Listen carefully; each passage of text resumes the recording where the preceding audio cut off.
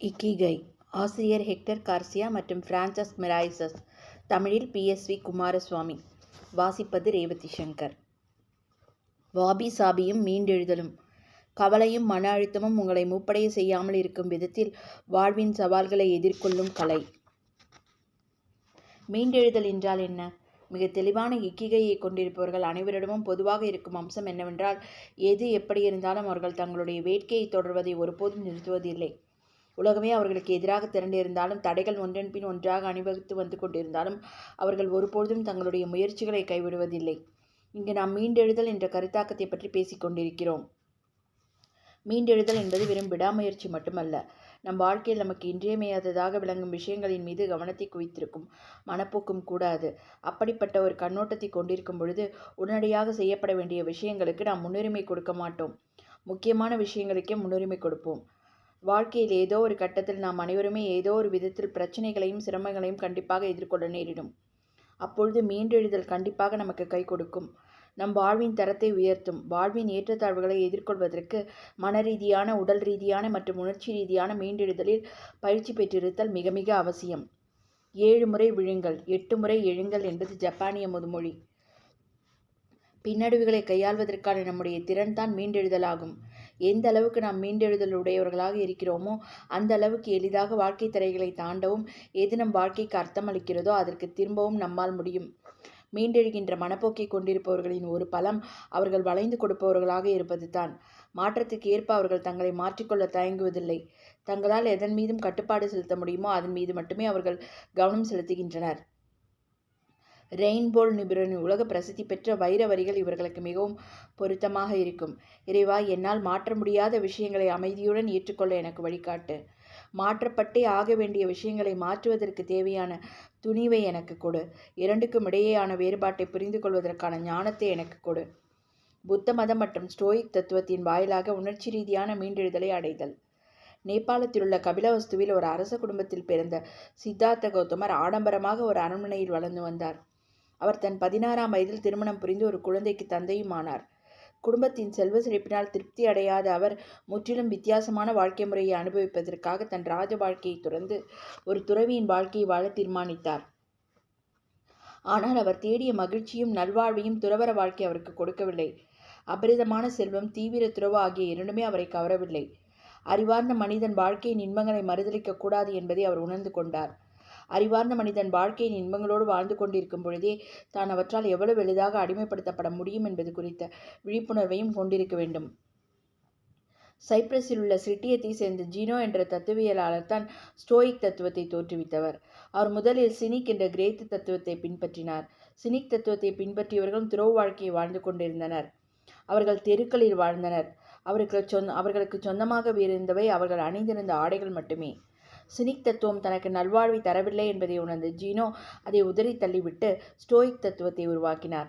வாழ்வின் இன்பங்கள் உங்களை தம் கட்டுப்பாட்டுக்குள் கொண்டு வராதவரை அவற்றை அனுபவிப்பதில் எந்தவிதமான தவறும் கிடையாது என்ற கருத்து ஸ்டோயிக் தத்துவத்தின் மைய கருத்தாக விளங்குகிறது. அதே நேரத்தில் தங்களுடைய உணர்ச்சிகளை கட்டுப்படுத்திக் கொள்கின்றவர்களை அது நல்லொழுக்கவாதிகள் என்றும் அழைக்கிறது. புத்த மதமும் சரி, ஸ்டோயிக் தத்துவமும் சரி, இன்பங்கள், உணர்ச்சிகள் மற்றும் விருப்பங்களை கட்டுப்படுத்துவதையும் தம்முடைய அகந்தையை குறைப்பதையும் நோக்கமாக கொண்டுள்ளது. அப்படி என்ன மோசமாக நடந்துவிடும் முடியும்? எந்த வேலை வேண்டுமென்று நாம் கனவு கண்டிருக்கின்றோமோ அந்த வேலை எப்படியோ ஒரு வழியாக நமக்கு கிடைத்து விடுகிறது. ஆனால் சிறிது காலத்திற்குள்ளாகவே நாம் அதைவிட மேம்பட்ட ஒரு வேலையை தேட தொடங்குகிறோம். லாட்டரியில் நமக்கு பெரும் பரிசு கிடைக்கிறது. நம் மனம் கவர்ந்த காரை நாம் வாங்குகிறோம். ஆனால் சிறிது காலம் கழித்து அதைவிட அதிக சொகுசான வேறொரு காருக்காக இயங்குகிறோம். ஒருவரை துரத்தி காதலித்து இறுதியில் அவரை மணமுடிக்கிறோம். சிறிது காலத்திற்கு பிறகு நம் கண்கள் அங்கும் இங்கும் அலைப்பாய்வதை நம்மால் கட்டுப்படுத்த முடிவதில்லை. மனிதர்கள் திருப்திப்படுத்தப்பட முடியாதவர்கள். இது போன்ற விருப்பங்கள் மற்றும் பேராவல்களால் துரத்தப்பட வேண்டியவை அல்ல என்று ஸ்டோயிக் தத்துவம் கருதுகிறது. ஒரு நல்லொழுக்கவாதியின் நோக்கம் ஒரு அமைதியான நிலையை அடைவதாக இருக்க வேண்டும். அதாவது பதற்றம், பயம், அவமான உணர்வு, தற்பெருமை, கோபம் போன்ற எதிர்மறை உணர்வுகள் அவரிடம் இருக்கக்கூடாது. அதற்கு பதிலாக மகிழ்ச்சி, அன்பு, அமைதி, நன்றியுணர்வு போன்ற நேர்மறை உணர்வுகள் அவரிடம் இருக்க வேண்டும். தங்களுடைய மனதை நல்லொழுக்கத்துடன் வைத்திருப்பதற்காக ஸ்டோயிக் தத்துவத்தை பின்பற்றியவர்கள் எதிர்மறை மனக்காட்சிப்படுத்துதலை கடைபிடித்து வந்தனர். தங்களிடமிருந்து சில சலுகைகள் பறிக்கப்பட்டாலோ அல்லது சில இன்பங்களை நுகர்வதற்கு நாங்கள் அனுமதிக்கப்படாமல் இருந்தாலோ தங்கள் வாழ்க்கை எந்த அளவுக்கு மோசமாக ஆகும். சாத்தியக்கூறு இருந்தது என்று அவர்கள் கற்பனை செய்தனர். எதிர்மறை மனக்காட்சிப்படுத்துதலை மேற்கொள்வதற்கு எதிர்மறை நிகழ்வுகள் குறித்து நீங்கள் நினைத்து பார்க்க வேண்டியிருக்கும். அக்காலத்தில் ரோமில் இருந்த பெரும் பணக்காரர்களில் ஒருவரான செனக்கா ஆடம்பரமான வாழ்க்கையை வாழ்ந்து கொண்டிருந்த போதிலும் கூட ஸ்டோயிக் தத்துவத்தை தீவிரமாக பின்பற்றி வந்தார். ஒவ்வொரு நாள் இரவும் தூங்குவதற்கு முன்பாக எதிர்மறை மனக்காட்சிப்படுத்துதலை செய்யும்படி அவர் பரிந்துரைத்தார். அவர் எதிர்மறையான சூழ்நிலைகளை கற்பனை செய்ததோடு கூடவே நிஜ வாழ்விலும் அதை சோதித்து பார்த்தார். வேலைக்காரர்கள் எவரும் இல்லாமல் ஒரு வாரத்திற்கு வாழ்ந்து பார்த்தல், தனக்கு பழக்கமாகியே போயுள்ள சிறந்த உணவு மற்றும் மது வகைகளை சில காலம் சாப்பிடாமலும் அருந்தாமலும் இருத்தல் போன்றவை அதற்கான சில எடுத்துக்காட்டுகள். அதன் விளைவாக அப்படி என்ன மோசமாக நடந்துவிட முடியும் என்ற கேள்விக்கு அவரால் விடை காண முடிந்தது. ஆரோக்கியமான உணர்ச்சிகள் மீது கவனத்தை குவித்தல். ஸ்டோயிக் தத்துவத்தில் உள்ள மற்றொரு அம்சம் எதை நம்மால் கட்டுப்படுத்த முடியும், எதை நம்மால் கட்டுப்படுத்த முடியாது என்பதை அறிந்திருத்தல். இதே கருத்தை ரெயின்ஹோல்ட் கூறியிருப்பதை நாம் ஏற்கனவே பார்த்தோம். நம்முடைய கட்டுப்பாட்டுக்குள் இல்லாத விஷயங்கள் பற்றி கவலைப்படுவதன் மூலம் நம்மால் எதையும் சாதிக்க முடியாது.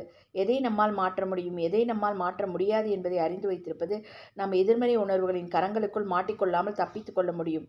உங்களுக்கு என்ன நடக்கிறது என்பது முக்கியமல்ல, அதை நீங்கள் எவ்வாறு கையாள்கிறீர்கள் என்பது தான் முக்கியம். நம்முடைய விருப்பங்கள் மற்றும் உணர்வுகள் குறித்து பிரக்ஞையுடன் இருப்பதற்கும் அவற்றிலிருந்து நம்மை விடுவித்துக் கொள்வதற்கும் ஜென் புத்த மதம் தியானத்தை பரிந்துரைக்கிறது.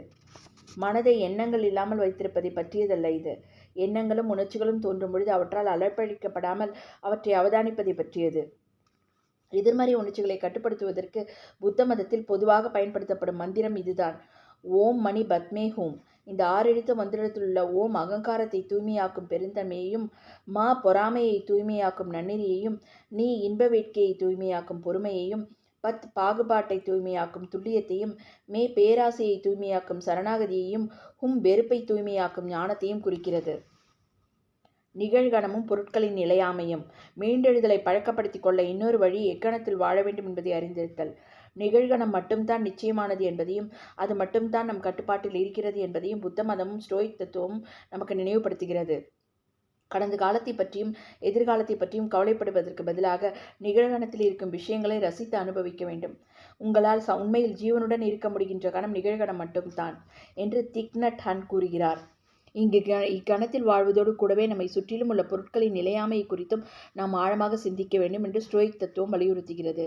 நாம் விரும்பும் விஷயங்கள் ஒரு மரத்தின் இலைகளை போன்றவை என்று ரோமானிய பேரரசான மார்க்ஸ் அர்லியஸ் கூறுகிறார். பலமானதொரு காற்றடித்தால் அவை உதிர்ந்துவிடும். ஆனால் நம்மை சுற்றியுள்ள உலகில் நடக்கும் மாற்றங்கள் தற்செயலானவை அல்ல, அவை பிரபஞ்ச சாராம்சத்தின் ஒரு பகுதி என்றும் அவர் கூறியுள்ளார். நம்மிடம் இருக்கும் அனைத்தும், நாம் நேசிக்கும் அனைவரும் ஒரு கட்டத்தில் மாயமாக மறைந்து விடுவர் என்பதை நாம் எப்பொழுதும் நினைவில் வைத்திருக்க வேண்டும். ஆனால் அதற்காக எல்லாவற்றையும் குறித்து அவநம்பிக்கை கொண்டிருக்க வேண்டும் என்ற அவசியமில்லை. பொருட்களின் நிலையாமை குறித்த நம்முடைய பிரக்ஞை நம்மை வருத்தம் கொள்ள செய்ய தேவையில்லை. நம்முடைய நிகழ்கணத்தை ரசித்து அனுபவிப்பதற்கும் நம்மை சுற்றியுள்ளவர்களை இன்னும் ஆழமாக நேசிப்பதற்கும் அது வழிவகுக்க வேண்டும். உலகம் தற்காலிகமானது, அது குறுகிய காலம் மட்டுமே நீடிக்கும் ஒன்று, அது நிரந்தரமற்றது என்ற புரிதல் புத்த மதத்தின் மைய கருத்துக்களில் ஒன்று. இதை மனதில் இருத்திக் கொள்வது எதிர்பாராத இழப்பு ஏற்படும் சமயத்தில் அதை தாங்கிக் கொள்வதற்கான மனப்பக்குவத்தை நமக்கு அளிக்கும். வாபி சாபியும் இச்சிகோ இச்சியும். நம்மை சுற்றி கணத்திற்கு கணம் மாறிக்கொண்டிருக்கின்ற உலகில் இந்த நிலையற்ற தன்மையின் அழகை சுட்டி காட்டும் தத்துவம்தான் வாபி சாபி. அழகை கச்சிதத்தில் தேடிக்கொண்டிருப்பதற்கு பதிலாக நாம் அதை முழுமையற்ற குறைபாடுடைய விஷயங்களில் தேட வேண்டும். இதனால் தான் விரிசல் விட்டுள்ள தேநீர் கோப்பைகள், ஒழுங்கற்ற வடிவத்துடன் கூடிய கோப்பைகள் போன்றவற்றுக்கு ஜப்பானியர்கள் மதிப்பளிக்கின்றனர். கச்சிதமற்ற முழுமையற்ற நிலையற்ற விஷயங்கள் தான் அழகானவை, ஏனெனில் அவைத்தான் இயற்கையை அப்படியே பிரதிபலிக்கிறது. இதற்கு ஆதரவான இன்னொரு ஜப்பானிய தத்துவம் உள்ளது. அதன் பேர் இச்சிகோ இச்சி. இக்கணம் இப்பொழுது மட்டும் ஏன் இருக்கும், மீண்டும் ஒரு பொழுதும் திரும்பி வராது என்று இச்சிகோ இச்சி கூறுகிறது. பொது இடங்களில் மக்கள் கூடும்பொழுது அடிக்கடி உதிர்க்கப்படுகின்ற ஒன்று இவ்வார்த்தை. உங்களுடைய நண்பர், உறவினர் அல்லது அந்நியருடன் நீங்கள் மேற்கொள்ளும் ஒவ்வொரு சந்திப்பும் தனித்துவமானது. அது ஒரு பொழுதும் திரும்பி வராது. அதனால் நாம் கடந்த காலத்தை பற்றியும் எதிர்காலத்தை பற்றியும் கவலைப்பட்டு கொண்டு இருப்பதற்கு பதிலாக நிகழ்காலத்தை மகிழ்ச்சியுடன் அனுபவித்துக் கொண்டிருக்க வேண்டும். ஜென் தியானம், ஜப்பானிய தற்காப்பு கலை, ஜப்பானிய தேநீர் வைபவம் போன்றவை நிகழ்கணத்தில் வைத்திருப்பதை வலியுறுத்துவதால் இச்சிகோ இச்சி தத்துவம் இவற்றில் பரவலாக பயன்படுத்தப்படுகிறது. மேற்கில் உள்ள மக்கள் கல் கட்டடங்கள், பெரும் தேவாலயங்கள் போன்றவற்றுக்கு பழக்கப்பட்டிருப்பதால் எதுவுமே மாறுவதில்லை என்ற உணவை அது அவர்களுக்கு கொடுக்கிறது. இது அவர்கள் கால ஓட்டத்தை மறக்கும்படி செய்கிறது. கிரேக்க ரோமானிய கட்டடக்கலையானது சமச்சீர்மையையும் திட்டவட்டமான கோடுகளையும் பிரம்மாண்டமான விமானங்களையும் போற்றுகிறது. பல நூற்றாண்டுகள் நிலைத்திருக்கின்ற கடவுள் உருவங்களையும் கட்டடங்களையும் கட்டெழுப்பியுள்ளது. இதற்கு நேர்மாறாக ஜப்பானிய கட்டிடக்கலை பிரம்மாண்டமான அல்லது கச்சிதமான எதையும் உருவாக்க முயற்சிக்கவில்லை. ஏனெனில் அவை இச்சிகோ இச்சி தத்துவத்தின் அடிப்படையில் அமைக்கப்பட்டுள்ளது. ஜப்பானின் கட்டமைப்புகள் மரத்தால் உருவாக்கும் பாரம்பரியம் இருக்கிறது. இவற்றின் நிலையாமையை அவை கணக்கில் எடுத்துக்கொள்வது தான் அதற்கு காரணம். அக்கட்டமைப்புகள் அடுத்த தலைமுறையினர் மீண்டும் அமைக்க வேண்டியிருக்கும். மனிதர்கள் நிலையாமையும் அவர்கள் படைத்துள்ள அனைத்து நிலையாமையும் ஜப்பானிய கலாச்சாரம் ஏற்றுக்கொள்கிறது. எடுத்துக்காட்டாக ஐசே ஜிங்கு என்ற ஷிண்டோ கோவில் பல நூற்றாண்டுகளாக 20 ஆண்டுகளுக்கு ஒருமுறை புதிதாக கட்டப்பட்டு வந்துள்ளது. பல தலைமுறைகளுக்கு இடிந்து விடாமல் இருக்கின்ற ஒரு கட்டடத்தை கட்டுவது அவர்களுக்கு முக்கியமானதாக இல்லை. மாறாக சடங்குகளையும் பாரம்பரியங்களையும் உருவாக்குவதே அவர்களுக்கு முக்கியமாக இருக்கிறது.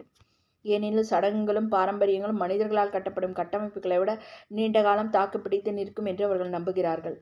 காலத்தின் ஓட்டம் நம்மை சுற்றியிருக்கும் பொருட்களின் நிலையாமையைப் போன்றே சில விஷயங்கள் மீது நமக்கு கட்டுப்பாடு இல்லை என்பதை ஏற்றுக்கொள்வது தான் இங்கு முக்கியம். நாம் நிகழ்கணத்தில் கவனம் செலுத்தி உலகம் நம்முன் கொண்டு வந்து சேர்க்கும் ஒவ்வொரு கணத்தையும் ரசித்து அனுபவிக்கும் என்பதை இச்சிகோ இச்சி நமக்கு நினைவுபடுத்துகிறது.